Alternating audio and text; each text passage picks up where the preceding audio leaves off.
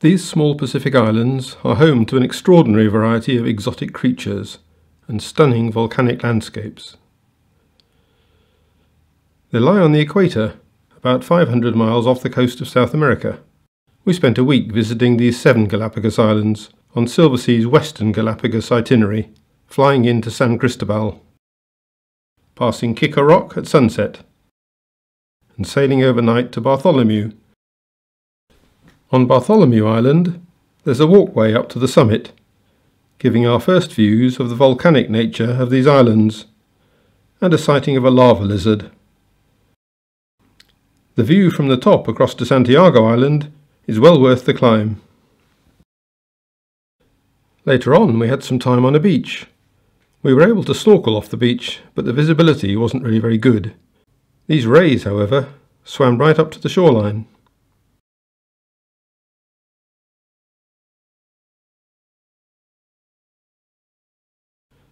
From Santiago Island, we sailed around the top of Isabella Island, crossing briefly into the northern hemisphere, and went out on Zodiacs for a close-up look at the cliffs.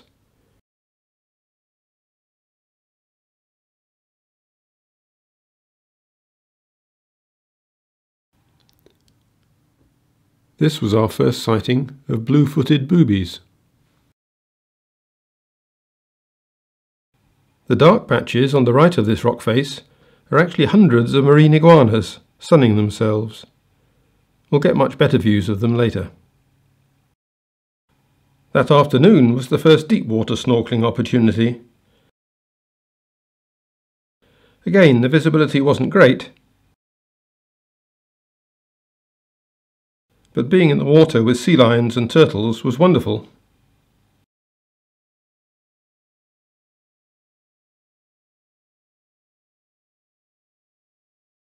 Despite being on the equator, the water was quite cold, and that, together with quite choppy conditions, put me off doing any more snorkeling on this trip.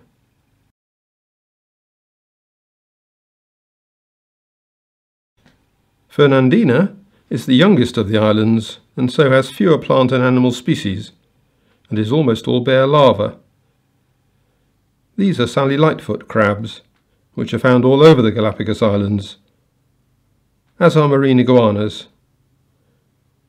They spend much of their time in the sun keeping warm.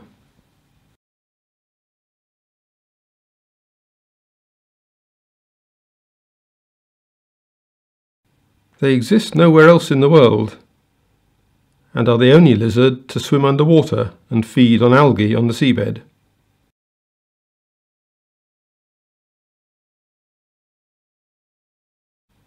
Whereas marine iguanas are common all over the Galapagos Islands, these flightless cormorants are found only on Fernandina and Isabella Islands. They have no predators, and so no need to fly. They have evolved with much smaller wings, allowing them to swim better underwater. This is a Galapagos heron.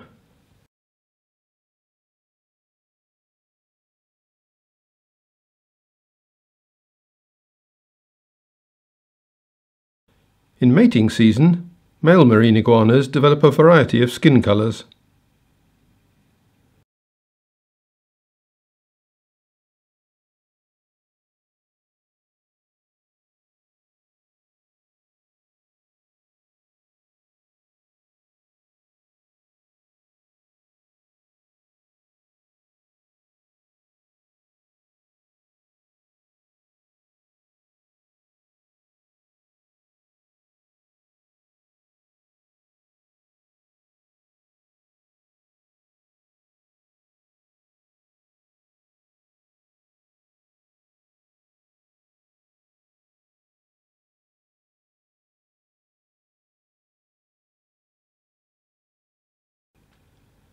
The National Park Service had just completed a smart new stairway at our next destination on Isabella Island, but local residents have priority, so we weren't able to use it.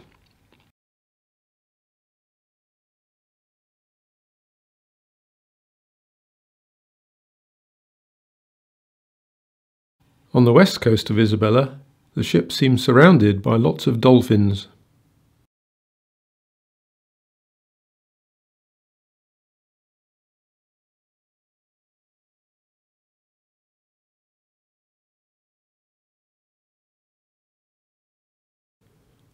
Mangroves are generally the first plants to arrive on new volcanic islands.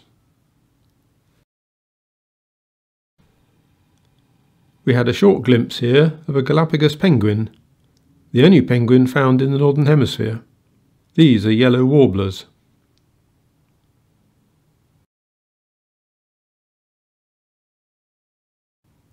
And we saw several green sea turtles.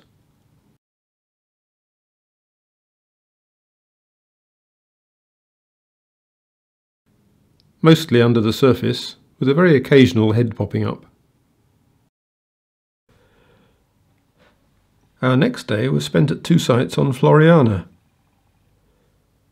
Sailors used to leave mail in a barrel at what became known as Post Office Bay, and other ships would pick up mail for places they were heading for. The tradition continues, with tourists leaving and picking up postcards. On the beach at Post Office Bay were some playful sea lions, including this one that swam right up to the GoPro camera I was holding under the water. While we were enjoying another excellent lunch on the ship, it sailed around the island to Cormorant Point,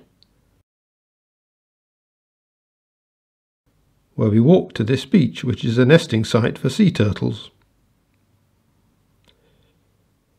Further on, we came to a lagoon popular with flamingos.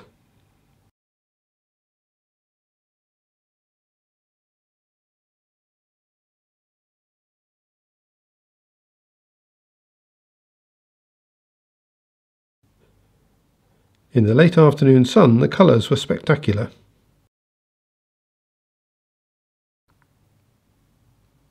We then came across this pelican.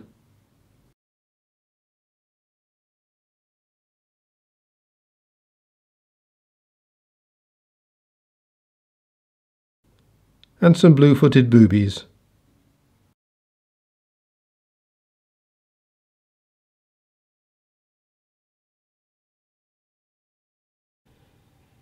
Our final island was Santa Cruz, where we spent 2 days. At Cerro Dragon, we were hoping to see land iguanas.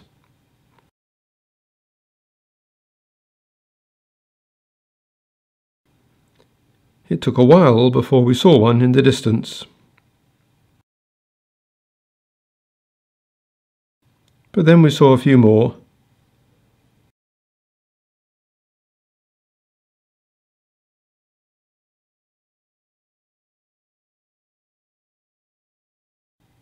And later on, one was in the path right ahead of us. One of the most special things about the Galapagos is how close you get to the wildlife, including birds nesting on the beach, and even flamingos. Of course, no trip to the Galapagos Islands would be complete without giant tortoises, and we were taken up to a tortoise reserve in the highlands of Santa Cruz, where the climate is much wetter.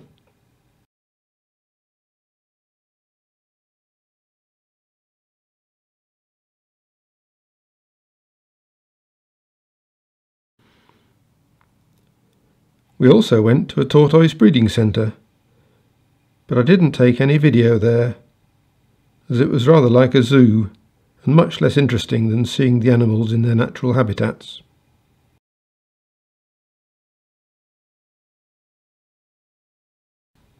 And then it was time for the long journey home.